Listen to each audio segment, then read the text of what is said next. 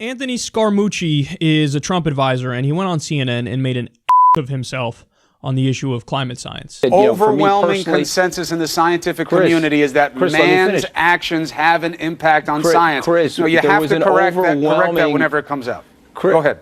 Chris, there was an overwhelming science that the Earth was flat, and there was an overwhelming science that you learn over time. We were the center of the world. 100%. You know, we get a lot of things wrong in the scientific community. You and I both know that. No, that's called not science. What the f*** is wrong with this guy? That wasn't a scientific belief. Geocentrism, too. There was an overwhelming scientific belief. No, that wasn't a scientific belief. That was a belief. That wasn't scientific. That was a belief. There's a difference. There's a difference. Hello, my name is Nathan Roberts. Thanks for tuning in to Flat Earth Doctrine. I appreciate you being here. Please do subscribe if you haven't yet done so. Though do not count on my social media account always being active, because at one point in time, sometime in the future, YouTube, because it is censoring Flat Earth specifically, you will not be able to find my account. It will be gone because of YouTube.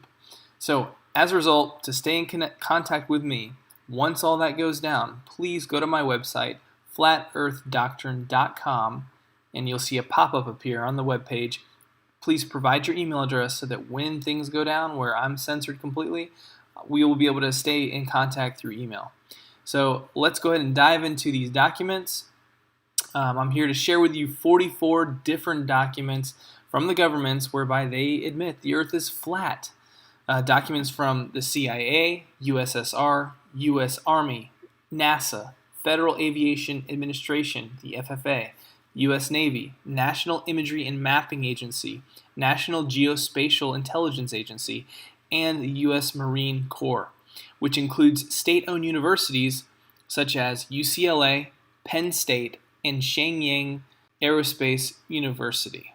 Government admits Flat Earth document number 1, put out by the CIA, whereby it looks like they stole it from the USSR, and this document was created, appears to be sometime around March of 1957, and you'll notice that in the bottom left-hand corner you'll see the title of the document, the author, if there is one cited, unless there's a ton of them, and I'm not going to list them all.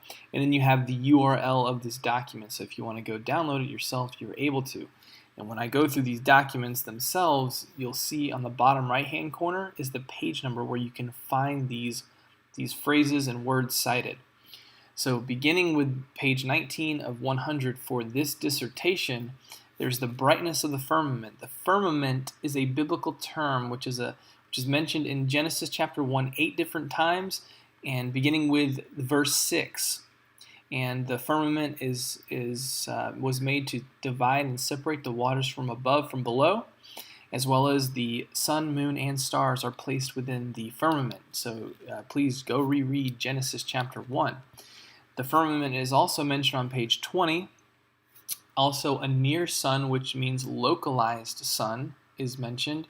And it talks about the brightness of the first order and derived on the assumption of a flat Earth, and giving some conclusions derived on the basis of this formula.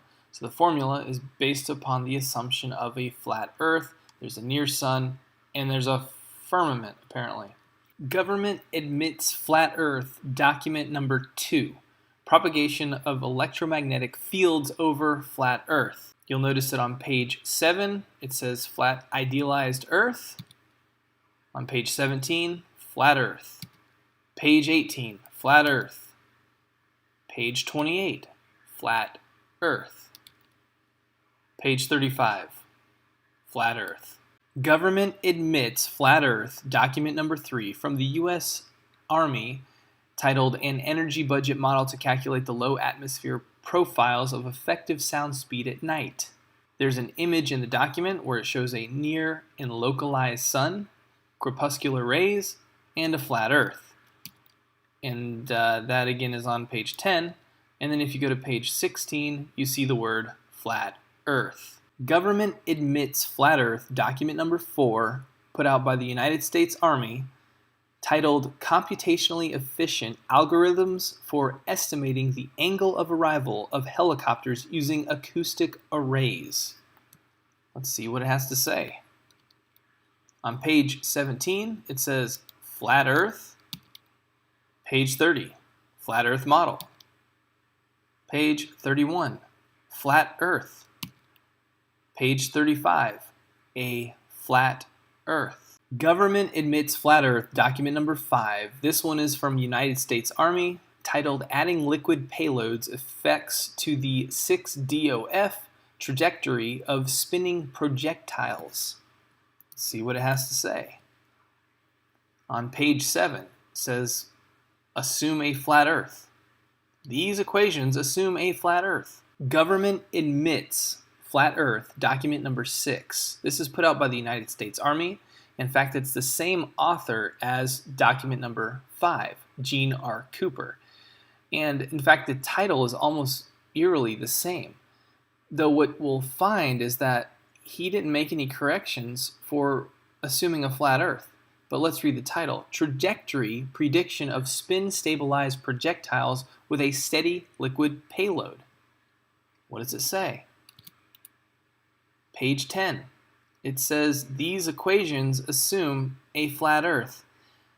Why would you assume a flat Earth if you're on a spinning ball? Government admits Flat Earth, document number 7, put out by NASA in August of 1988. Derivation and definition of a linear aircraft model. What does it have to say?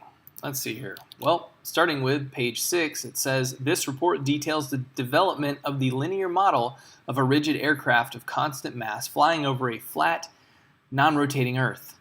It goes on to say on this same page, by defining the initial conditions of the nominal trajectory for straight and level flight and setting the asymmetric aerodynamic and inertia terms to 0, one can easily obtain the more traditional linear models from the linear model derived in this report. On page 35, it says this report derives and defines a set of linearized system matrices for a rigid aircraft of constant mass flying in a stationary atmosphere over a flat, non-rotating Earth. On page 55, it says, based on assumptions of symmetric mass distributions, symmetric aerodynamics, and straight and level flight. And then on page 102, this report documents the derivation and definition of a linear aircraft model for a rigid aircraft of constant mass flying over a flat, non-rotating Earth. Government admits Flat Earth, document number 8, put out by NASA, titled General Equations of Motion for a Damaged Asymmetric Aircraft. And on page 2, it states, in this paper, the rigid body equations of motion over a flat, non-rotating Earth. Government admits Flat Earth, document number 9, put out by NASA, titled Predicted Performance of a Thrust-Enhanced SR-71 Aircraft with an External Payload. This was put out in June of 1997. And it states non-rotating Earth. Right there, page 10. And this SR-71 Blackbird has a top speed of 2,193 miles per hour. And it doesn't have to account for a rotation of the Earth, the Coriolis effect, the alleged Coriolis effect, or even the curvature of the Earth at 2,193 miles per hour. Certainly it would have to if it existed, unless it was flying over a flat, non-rotating Earth. Government admits Flat Earth, document number 10, put out by the Federal Aviation Administration in conjunction with a company named MITRE. It's derivation of a point mass aircraft model used for fast time simulation. This is from April 2015. It says, assuming a flat, non-rotating Earth. Page 7. Government admits Flat Earth, document number 11, put out by NASA in conjunction with the University of Kansas. They contracted KU to do this work with them, and it was put out June of 1971. It is titled A Method for Reducing the Sensitivity of Optimal Nonlinear Systems to Parameter Uncertainty. Let's see what it has to say. Page 14, it says the idealizing assumptions made are the following. Number 2 is a flat, non-rotating Earth. Government admits flat Earth, document number 12, put out by NASA. It is titled Calculation of Wind Compensation for Launching of Unguided Rockets.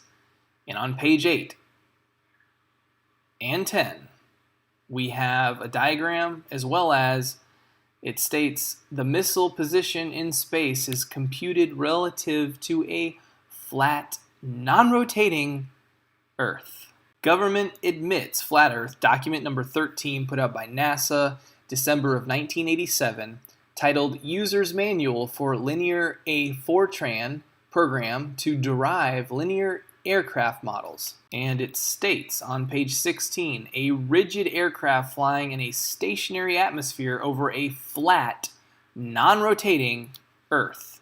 Government admits flat Earth, document number 13, put out by NASA, December of 1987, titled User's Manual for Linear A Fortran Program to Derive Linear Aircraft Models. And it states on page 16, a rigid aircraft flying in a stationary atmosphere over a flat, non-rotating Earth. Government admits flat Earth, document number 14, put up by NASA in 1988. In fact, it looks like to be an updated version from the document number 13 that I just went over. Same authors and almost the same exact, if not same exact title, which is User's Manual for Interactive Linear A Fortran Program to Derive Linear Aircraft Models. And it states on page 4, equations with stationary atmosphere and flat, non-rotating Earth assumptions. Same thing as in document 13, same authors, basically same title. They didn't make any adjustment.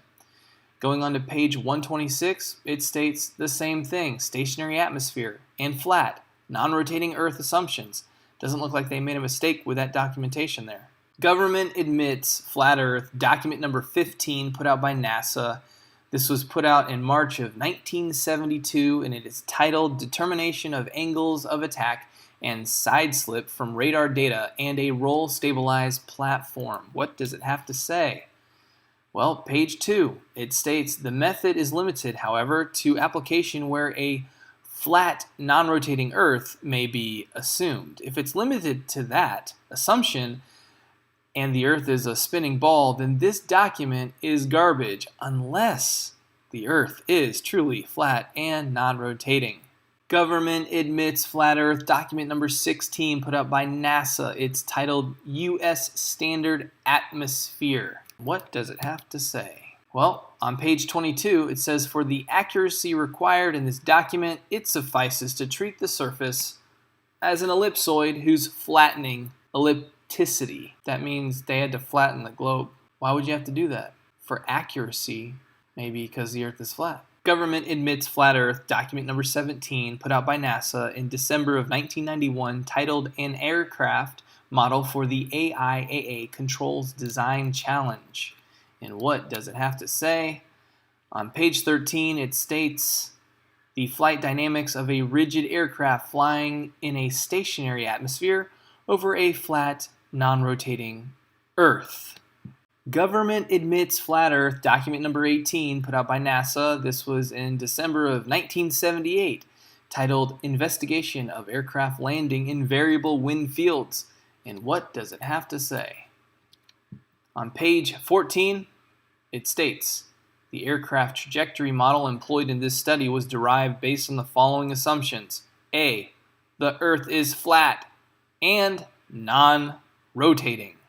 Government admits flat Earth, document number 19, put out by NASA, titled A Mathematical Model of the CH-53 Helicopter. And it states on page 25, the helicopter equations of motion are given in body axes with respect to a flat, non-rotating Earth.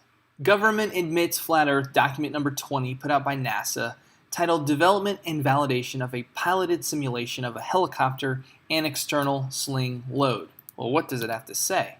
Well, on page 6, it states a general set of nonlinear rigid body equations of motion for both the helicopter and external load determines the motion of each vehicle with respect to a flat, non-rotating Earth.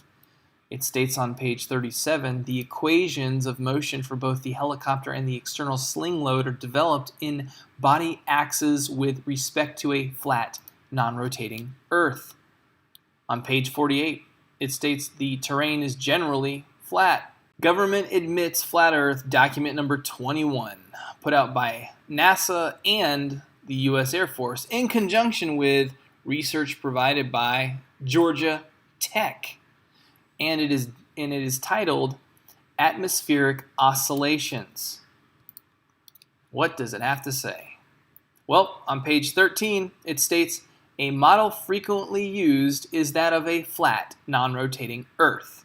Also states the most one can profitably simplify the problem is to consider an isothermal atmosphere, plane level surfaces, and a non-rotating Earth.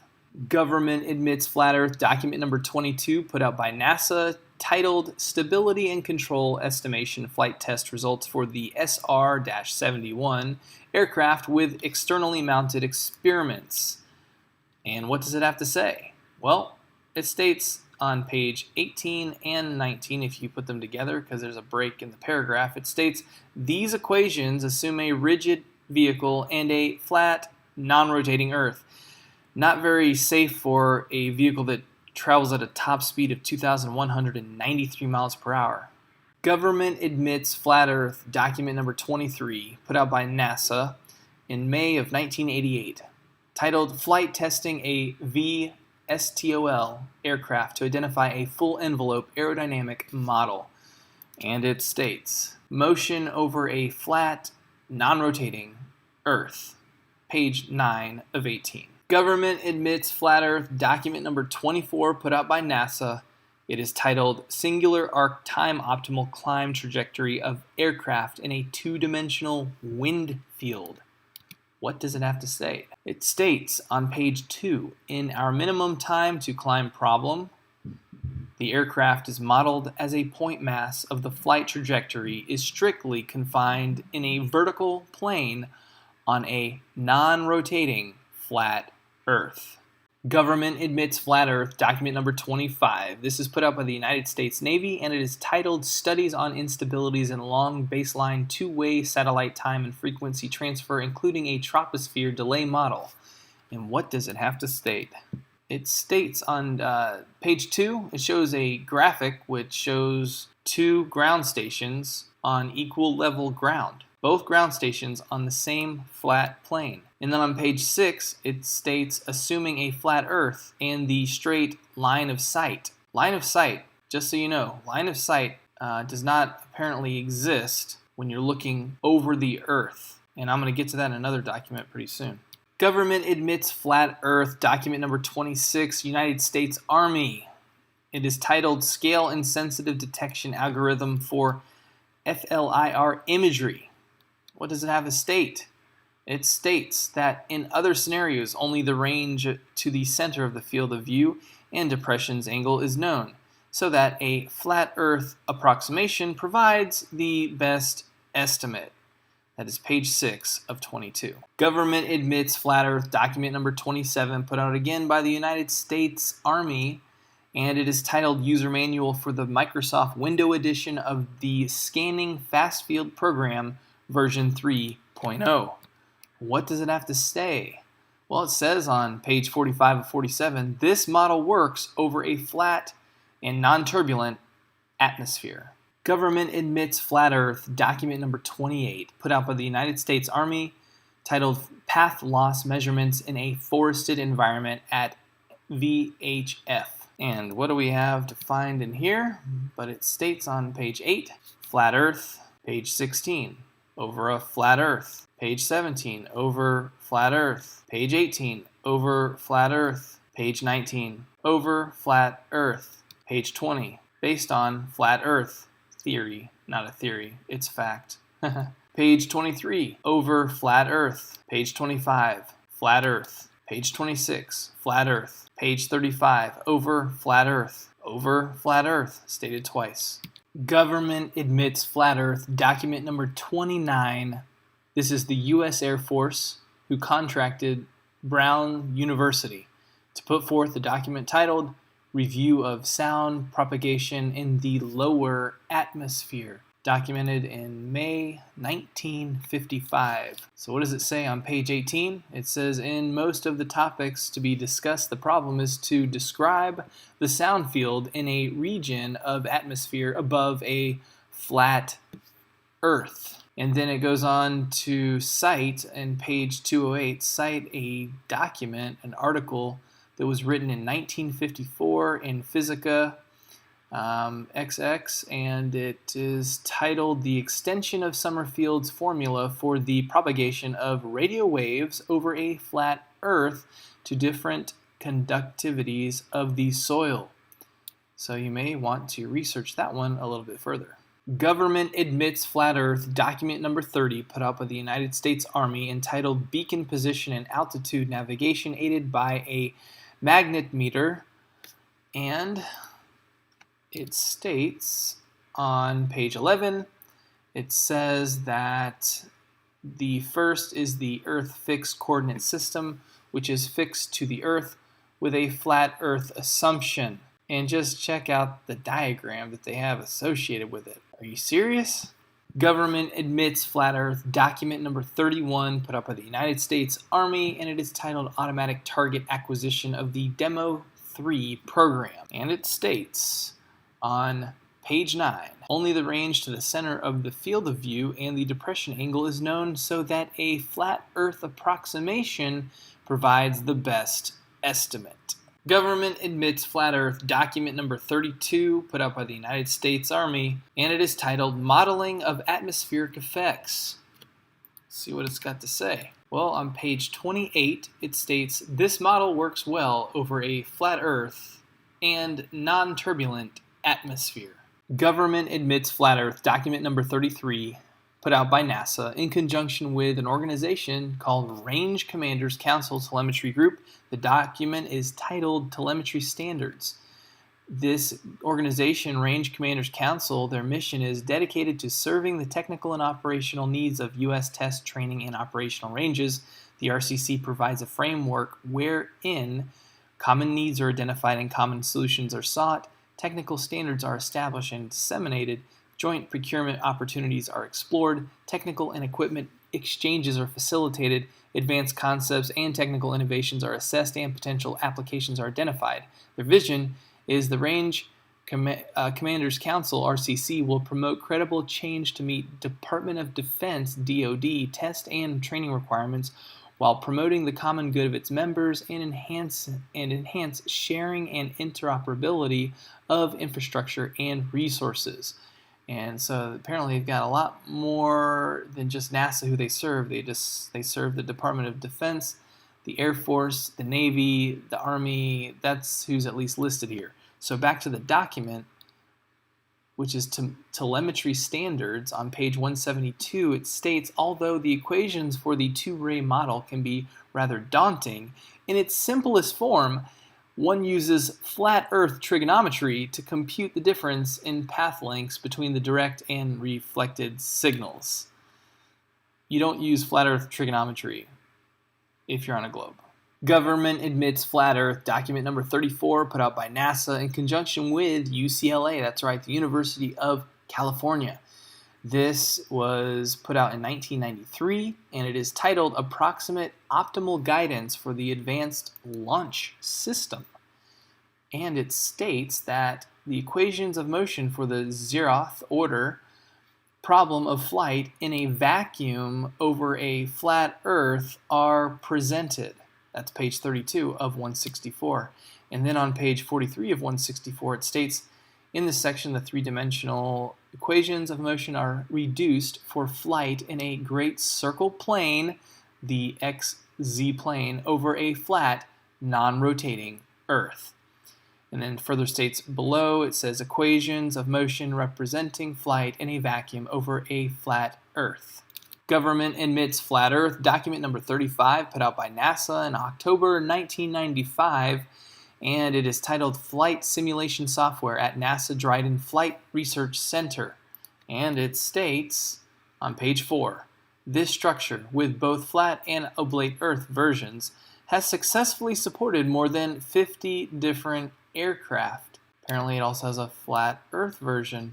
And in most cases, flat Earth 6 degree of freedom equations of motion are used. Why would that be unless the Earth is flat?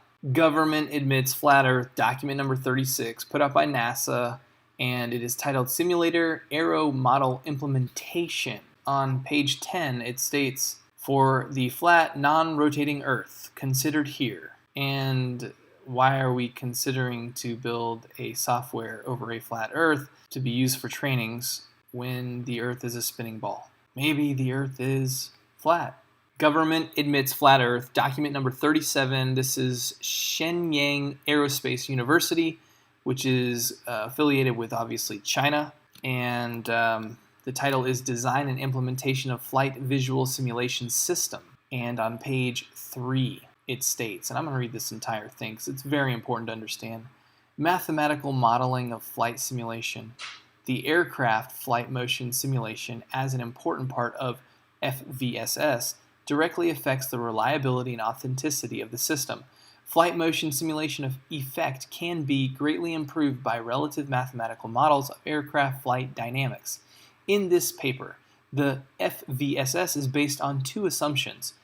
A, flight area is the space above ground level, where the rotation of the Earth and the curvy motion of mass center of Earth are neglected, meaning they don't take it into an account at all for this flight simulation software.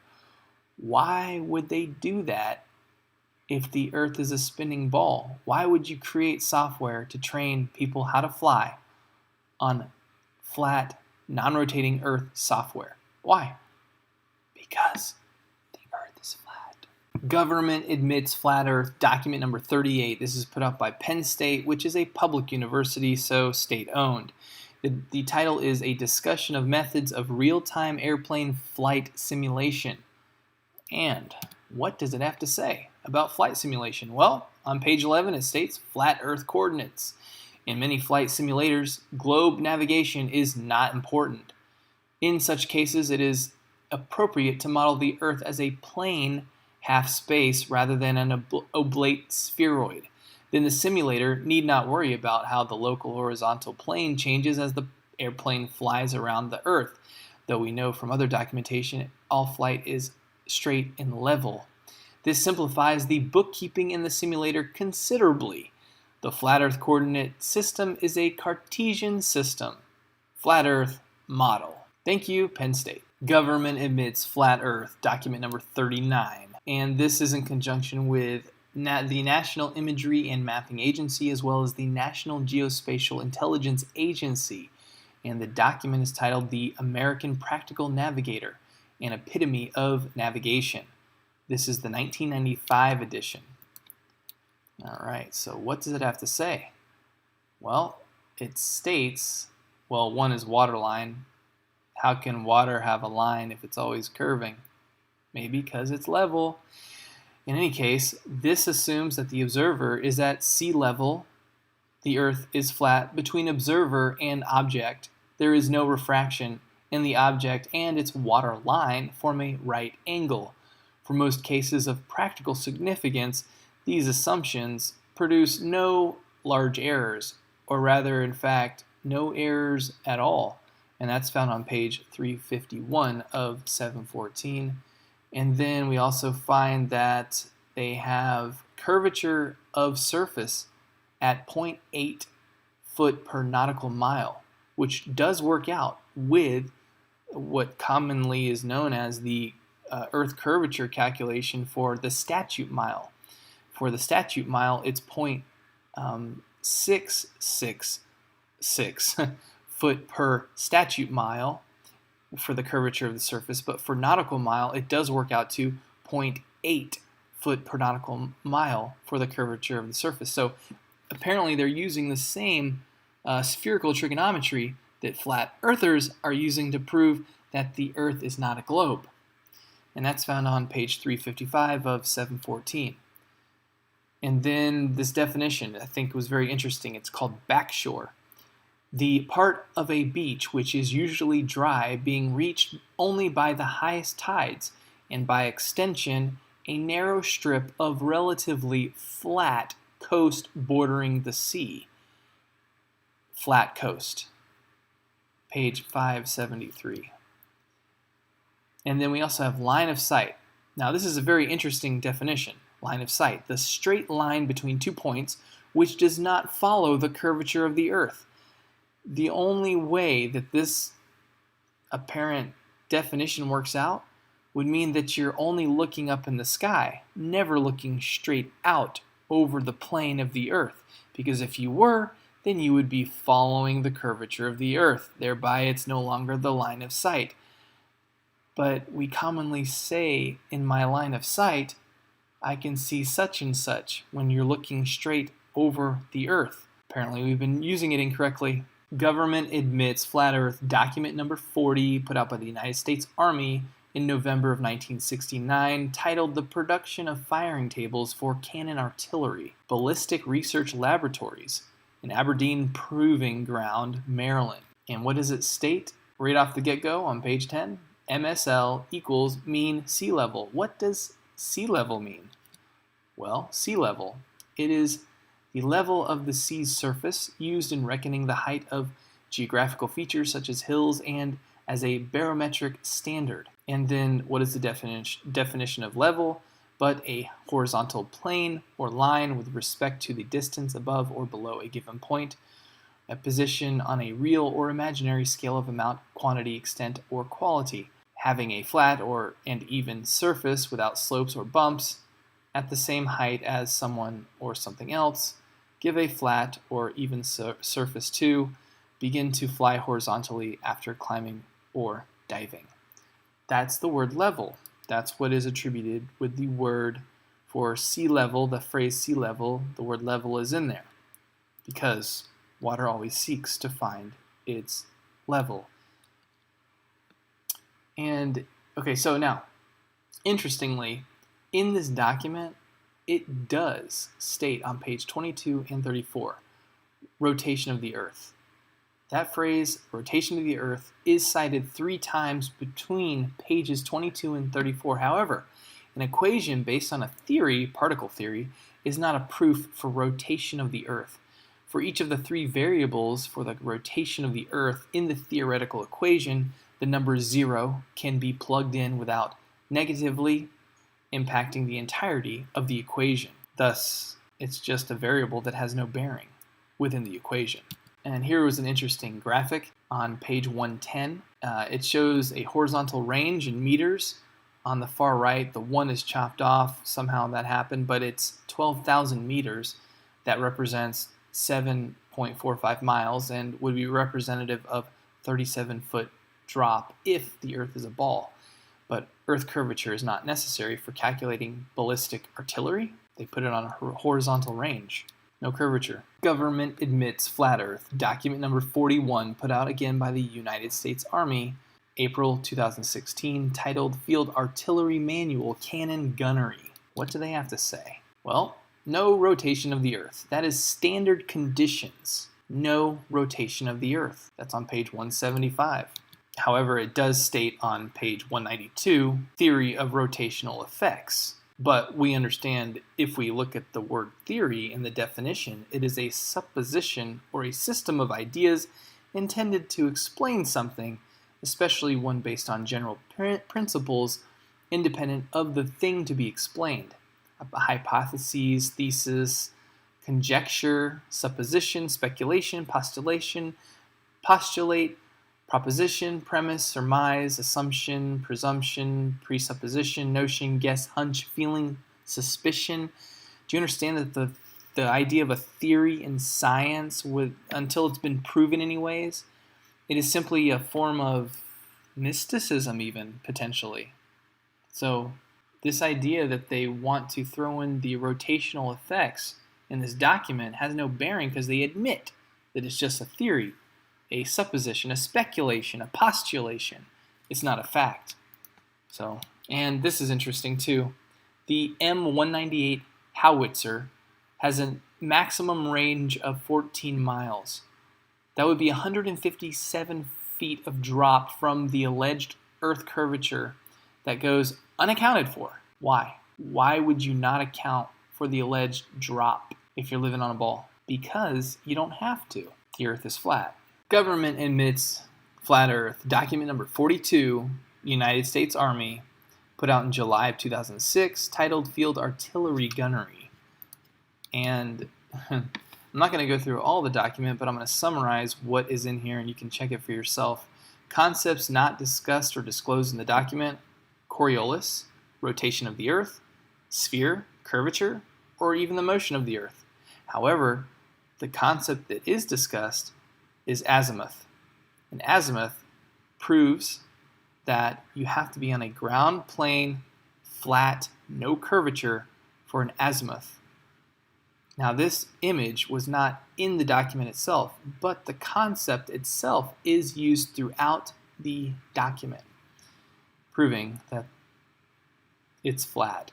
Government admits flat Earth. Document number 43, and this time it's the United States Marine Corps, and it is titled TTP for the Field Artillery Cannon Gunnery. And what does it state? The same thing as the document number 42, which I just covered. The concepts that are not discussed in this document include Coriolis, rotation of the Earth, sphere, curvature, and motion of the Earth. However, azimuth is discussed. Again, the Earth is flat. Government admits flat Earth. Document number 44, put out by the United States Marine Corps, entitled Tactics, Techniques, and Procedures for the Field Artillery Manual Cannon Gunnery.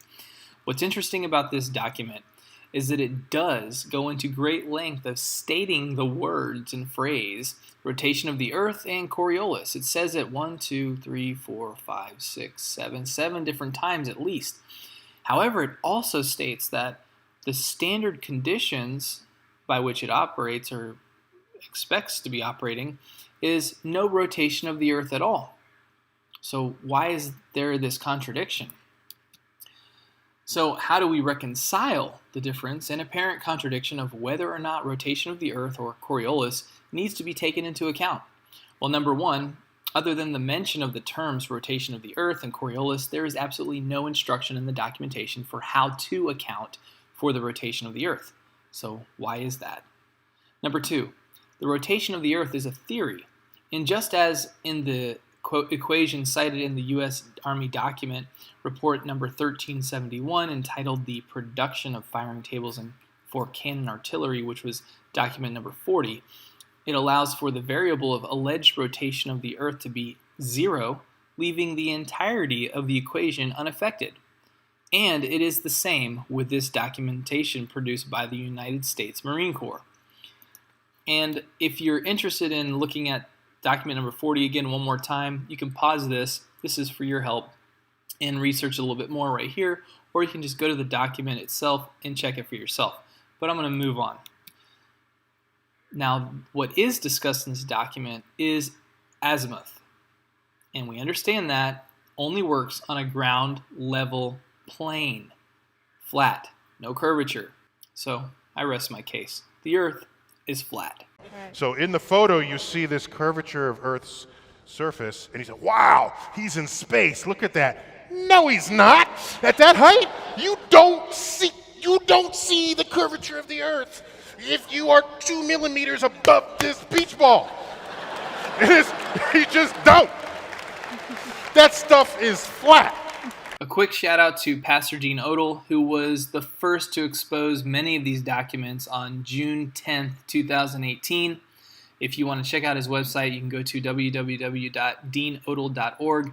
And there's also a conference coming up that is October 2nd through the 4th of 2019 in Auburn, Alabama. If you would like to register, assuming there's still space for it, which actually there is no space. But if there is space or room, rather, for the event, you can go to skyfall2019.org and register. Nearly everyone interested in space has seen this picture.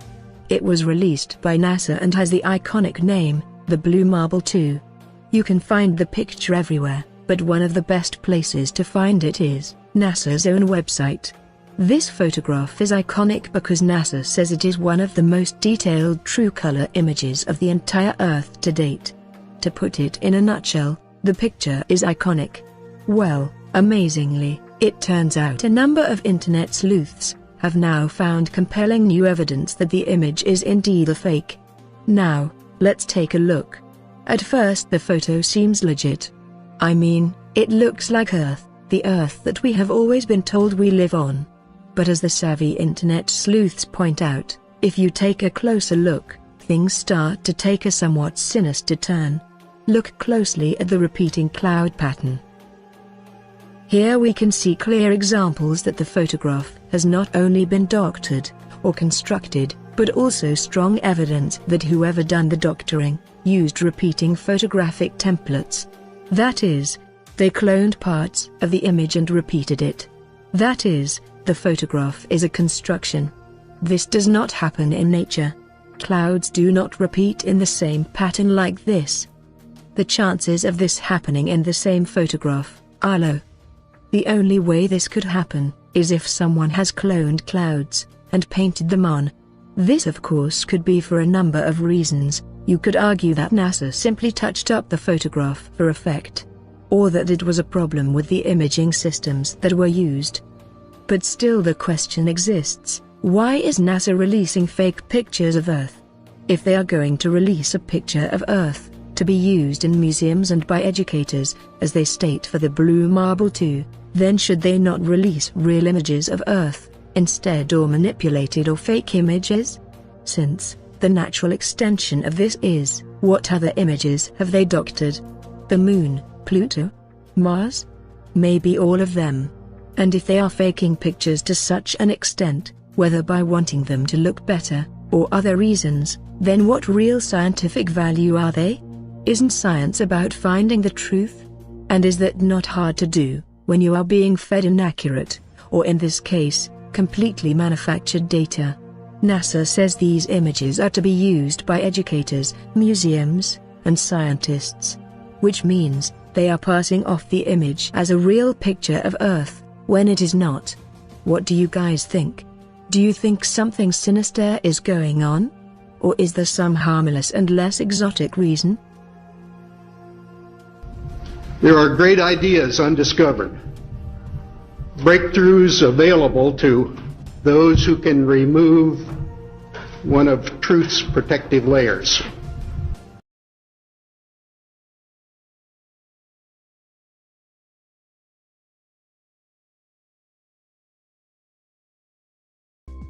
Then in 2002, Blue Marble 2.0, NASA's Rob Simon made this. And it had wide appeal too. For example, it ended up as the default background on the iPhone. I didn't even know until I bought an iPhone and turned it on and kind of did a little happy dance. Simon's job is... It's primarily taking data and making pictures out of it. That's what this is, a composite of data sets from several different instruments translated into a picture. To us, the really cool thing was the data set. Up until that point, there was no realistic color map of the globe anywhere. So the land layer here comes from the Moderate Resolution Imaging Spectroradiometer aboard Terra. And the tricky part here was the weather. So we actually had to take clouds out. They stashed the clouds for later, went onto the ocean. That came from an instrument that measures phytoplankton in the sea. Where it was low, I colored it dark blue because they're low mostly in mid-oceans.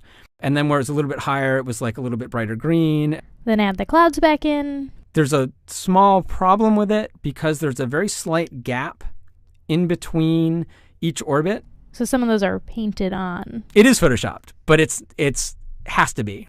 Then there was another layer to sort of simulate the atmosphere. And then there's this little bright spot. It's called the specular highlight. So it's the reflection of sunlight off of water. Those are the pieces, but you can't just slap them all together. It just didn't look realistic. It looks kind of flat, or the clouds are sort of too see-through. So I just hit Command Z a lot. There's artistry to creating the world. What I imagine it to be. Unfortunately, I'm not an astronaut. I've never been to space. But I've looked at these images over and over again, trying to sort of get the essence of it.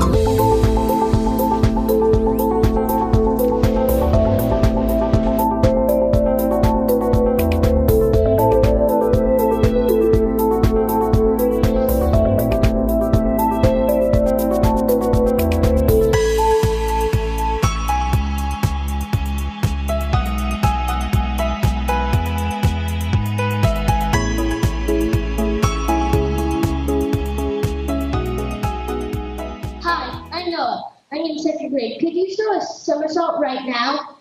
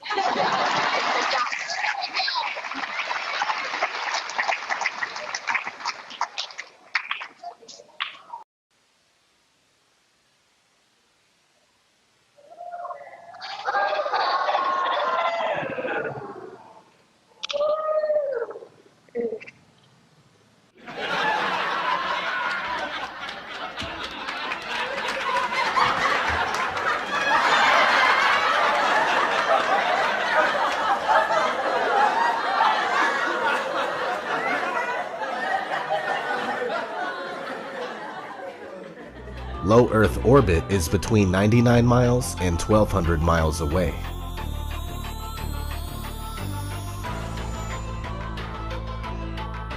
The moon is claimed to be 238,000 miles away. That's a big difference. This is the spacecraft that's going to take humans to explore the solar system. It's the next big step for NASA in exploration. Called the Orion Multipurpose Crew Vehicle, or MPCV, this next-generation spacecraft will enable America to explore beyond low Earth orbit. The plan that NASA has is to build a rocket called SLS, which is a heavy lift rocket. It's something that is much bigger than what we have today, and it will be able to launch the Orion capsule with humans on board, as well as landers or other components to destinations beyond Earth orbit. Right now, we only can fly in Earth orbit. That's the farthest that we can go. Right now, we only can fly in Earth orbit. That's the farthest that we can go. And this new system that we're building is going to allow us to go beyond and hopefully take humans into the solar system to explore. So the moon, Mars, asteroids, there's a lot of destinations that we could go to, and we're building these building block components in order to allow us to do that eventually. The moon, Mars, the moon. The kinds of technologies that we're testing out on Space Station are definitely helping us with our goals of going beyond low Earth orbit. A set of crewed flights will test and prove the systems required for exploration beyond low Earth orbit.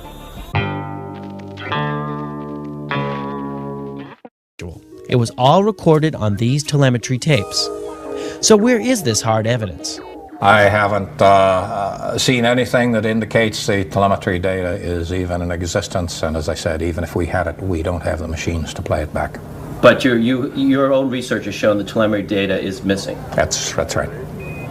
Could this be true, mankind's first interplanetary exploration, and the original science data is missing? 11, this is Houston, radio check, over. If it's anywhere, it should be here at NASA's Goddard Space Center in Maryland, home to the National Space Science Data Archives. This film you're making now, what is it? This is a film trying to prove that Apollo 11 happened. Does it have a name? I mean, do you have a name for it yet, or you're calling it Did We Go? Did We Go? Okay. Doesn't have it either. The Smithsonian doesn't have it. Johnson doesn't have it. Right. We've been unable to track it down. I mean, we don't know where this telemetry data ended up, and we don't know what path it may have taken. So, unfortunately, I'm afraid I can't really give you much of a clue as to where this data ended up and whether it still exists or not.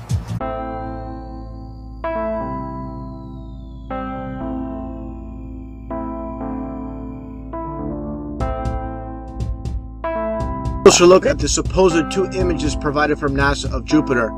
Here's the problem again, 2016, 2014.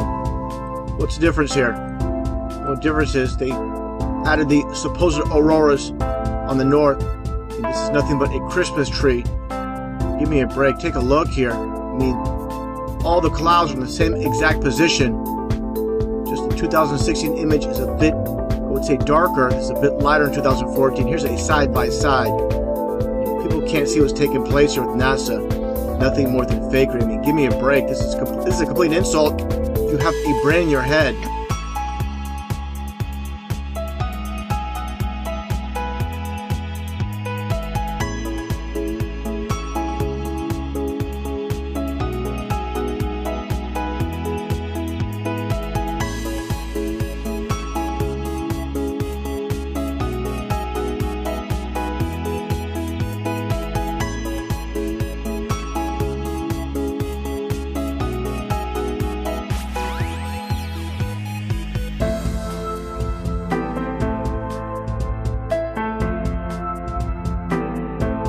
So I keep digging a little bit deeper, and I finally get underneath this cloud cover here, and a few images pop up. And I say, oh, images, what are they? Oh, this is what you got, which I'm sure that looks familiar to you, right? Looks just like the pictures they give us of Mars. So I'm just kind of creeping around here and definitely noticing the same kind of undulation changes and same kind of rock, same kind of dirt. Only thing that's missing is that nice little red tint that they pay somebody $150,000 a year to put on there, right? Whose orange Hummer is this? Okay, that looks like a NASA symbol. Well, let's dig a little further because I can't really see anything on here other than it certainly looks like a NASA symbol. And I can't read that. Tried. Cameras set up, tents, ATVs, food. They've been there a while. It's not a one-day trip. Antennas set up out in the middle of nowhere in Greenland. Another ATV, a leveler equipment. So I'll keep kind of going through here and see if it. What the?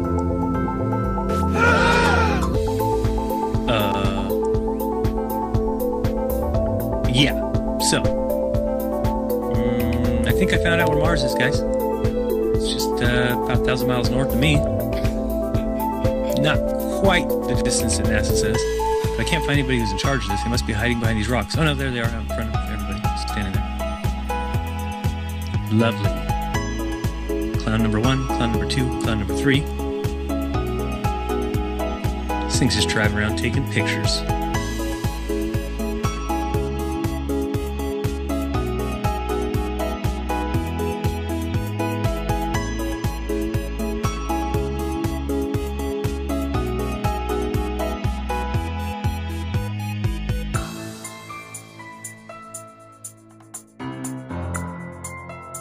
Simmons' job is... It's primarily taking data and making pictures out of it. That's what this is, a composite of data sets from several different instruments translated into a picture.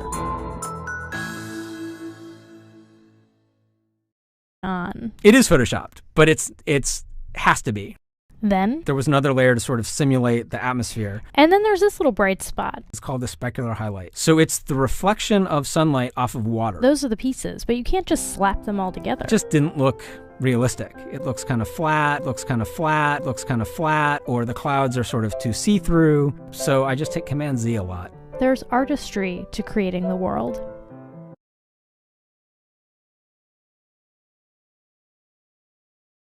English in reading too much, but I've since grown out of that and I enjoy reading now. And I played a lot of sports. And all of that happened in a little town called York, Maine, across the United States from where we're talking to you right now. Across the United States from where we're talking to you right now. Across the United States from where we're talking to you right now.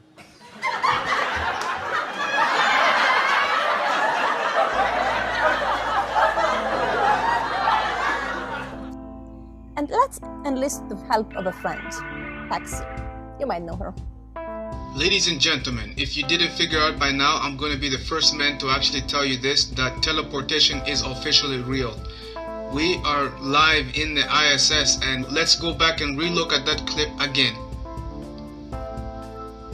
You see it now, watch. Oh, wait. See, this, ladies and gentlemen, should let you know that this is only done through the usage of chroma key. This is chroma key technology. This is green screen or blue screen technology. That's what is being utilized here.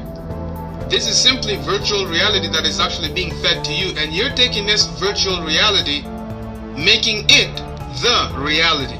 When in fact, all this is simply just virtual CGI, computer generated images. So you decide for yourself. If we have the technology to build the space station and have people go and live in the space station for months and months at a time, and they are there constantly reporting back to Earth the things that they are finding there, then the question is, why go through all this trouble as far as faking the space station itself? Why go through the trouble of faking these people in space who are supposed to be the astronauts who are in space and have their arms disappear from the screen just like that? Why have that? Why go through all that trouble? So this video is an astronaut explaining the mission. It's not like practice footage or anything. Watch closely. Arrangement. Our Dan sat in the pilot seat during this operation, sort of monitoring the motion of the vehicle, making sure that it was steady and that there were very few vibrations of any sort. Here's a picture of the INSAT actually being deployed from the spacecraft. You can see that the deploy went very smoothly. At the moment of... Did you see it? In the background? There was a guy in the background, man. I'm not kidding you. You can't deny that that's someone in the background. There's a guy moving in the background. Here, watch it again. Watch it closely. I looked up, or I tried to look up the size of this rocket. I found this picture. You can see it's massive. So if that rocket is in space and if there's a guy in the background in that footage, that means that there are like giants, like insane big giants floating around in space looking at NASA. That's probably why they don't dare to go back to the moon and why they hide so much stuff. Space is full of giants. An explosion. Velocity 2,900 feet per second, altitude 9 nautical miles, downrange distance 7 nautical miles. This is not standard. This is not something that is planned, of course. I can see a solid rocket booster has broken away from Shuttle Challenger. That's what you're looking at in the middle of your screen. I cannot see the shuttle itself. In 1986, the Shuttle Challenger exploded about 74 seconds after takeoff, killing all 7 astronauts inside. Or did it? It turns out that 6 of the 7 are still alive and kicking today. Ellison Onizuka claims to be his identical twin brother Claude. Yeah, I've got an identical twin brother Claude too. The Challenger pilot Mickey Smith hasn't even bothered changing his name. He's now Professor Michael J. Smith of University of Wisconsin. Now, Krista McAuliffe was a bit of a sneaky one. She was the Challenger payload specialist, quite famous for being a teacher. It turns out during her astronaut days she was using her middle name, Krista, and now she goes by her first name, Sharon, and she's a Syracuse law professor. The Challenger commander, Francis Richard Scobie, is now Dick Scobie, which sounds like a rather unpleasant disease, CEO of Cows in Trees Limited. Judith Resnick, the Challenger mission specialist, again hasn't even bothered changing her name. She's a professor at Yale Law. And finally, Ronald McNair, another Challenger mission specialist, claims to be his identical twin brother, Carl McNair.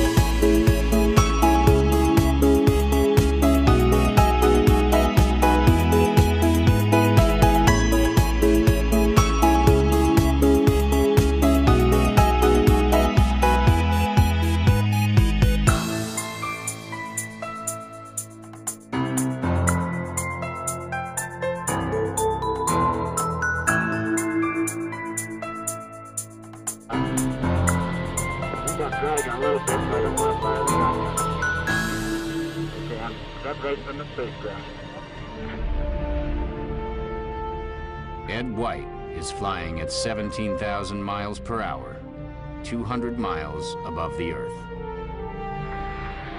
Okay, I'm out. If the spacesuit fails, the difference in pressure will kill him instantly. This could be a serious problem because you don't want your stop-motion toy to die in space. As White floats in space, a glove drifts out of the capsule. Oh, so a garden glove floating off makes it real? You're telling me there's an astronaut in space with no glove and a bare hand exposed? And what blew it away? The wind? Today, those pictures are a classic. They're still overpowering today to realize, number one, it's been done, and that we did it. It blew me away. How easy it was to deceive everyone. It was quite easy, actually. We all know NASA uses wires, and sometimes we'll catch them like this here. The guy pulled on his wire. However, some days when you're filming live, things just don't work out, and it becomes so blatantly obvious, it's ridiculous. So, in this clip, they're talking, live feed, and we have a astronaut go by us in the background, obviously trying to give it a more realistic, spacey, station busy effect. The only problem is the camera that was supposed to mask this harness out, or the video feed, is not working. And so we see the guy come flying along in a harness on his wires.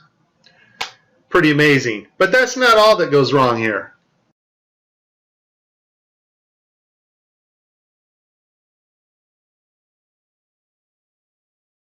Channel in 3D space. It's virtual reality. They're wearing augmented contact lenses so that they can interact with these 3D objects. Now, in this scene, the guy on the left in the green shirt, he thinks he sees an object in 3D space that's being broadcast to him. So he grabs it and he puts it off to the side. He's looking straight ahead because he's looking at an object rotating in front of him, but the video channel is down that is supposed to show the viewers what we're supposed to see, and so we don't actually get to see the object that he is seeing. And I would just sum this up as a very terrible, bad, horrible day for NASA doing live feeds. As much fun as this was, there is a time coming when you and I will not be able to tell the difference.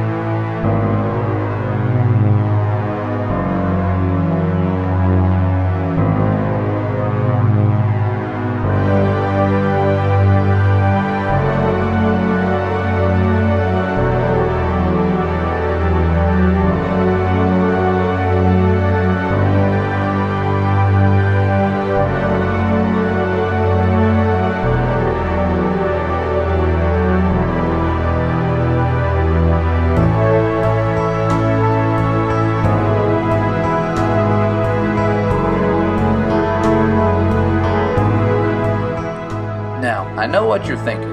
So, NASA is fake, big deal. How does this affect me? Blah, blah, blah. Or you're thinking, no, there's no way my heroes could be lying to me. There's no way that this whole world is in on this big scam. This is just too much. And that's what I would have thought too. But here is what they are hiding and why NASA formed in the first place. Pay attention. Admiral Byrd, you've been to both the North Pole and the South Pole. Is there any unexplored land left on this Earth that might appeal to adventurous young Americans? Yes, there is.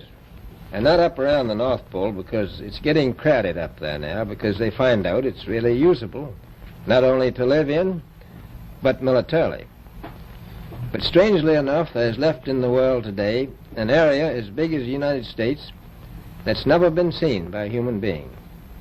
And that's beyond the pole on the other side of the South Pole from Middle America.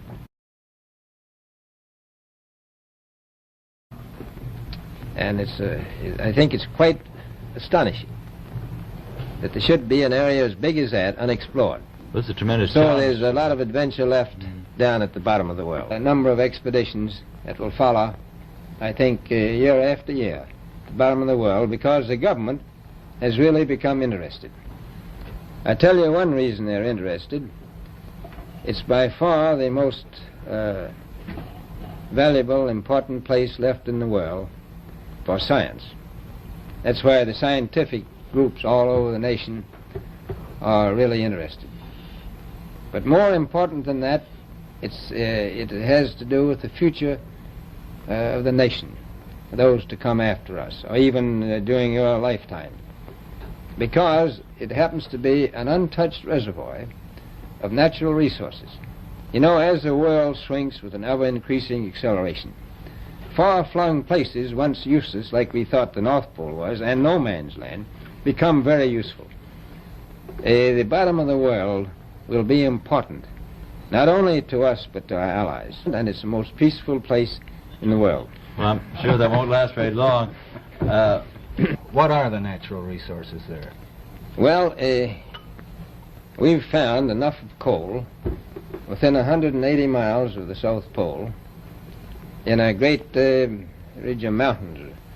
It's not covered with snow, enough to supply the whole world for quite a while. Well, that's the coal. Now, there's evidence of many other minerals. We are pretty sure there's oil. Now, that coal shows the bottom of the world. Now, by far the coldest spot in the world. Where that coal is gets 100 below zero in the winter. Well, it was once tropical. So we think there's oil there, and there's evidence, probably uranium there. is it any secret, is there uranium there? That would be the only thing that would be practical to actually go after, I suppose. Everything else would be economically unfeasible, wouldn't it? Well, as we recklessly expend our resources, the time will come when we'll have to go after that stuff down there. Well, Admiral Byrd, are private expeditions a thing of the past? Is expedition and exploration, making expedition and exploration now purely a government function because of the tremendous cost No, I and don't think organization? so.